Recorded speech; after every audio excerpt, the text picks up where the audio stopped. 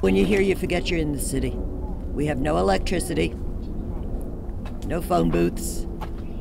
Most of the time, the cell phones don't work in the garden, so you're really out in nature.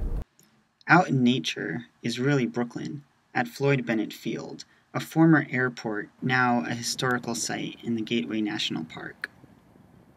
It has the largest community garden on the East Coast at 600 feet long and 200 across, and over 500 members.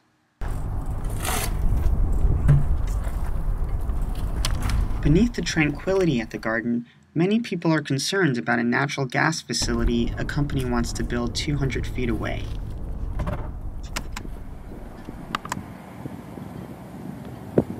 For every household that gardens there, it impacts maybe 4 or 5 more households because these people share what they grow with their neighbors. You can ask my neighbors about the salads that I give them all summer long. Williams Transco, a gas pipeline company, plans to extend a pipeline from the Atlantic Ocean up into Brooklyn. The company has proposed tearing down abandoned airline hangars and rebuilding them, with a metering and regulating station inside.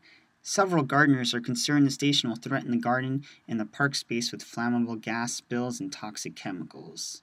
Nitrous oxide, sulfur oxide, particulate matter 2.5. New York City is extremely densely populated, and there just isn't, the kind of space that you need for meter station placement without impacting people. Zhongqi Cheng, a Brooklyn College professor of environmental sciences, didn't see much harm in the emissions. He said asbestos and truck runoff were the only apparent threats, but not by much. It comes back down to how much exposure you have to the hydrocarbons. If it's just like garden beside a busy road, for example, right? And do people grow stuff and eat? I think most people still would do, right?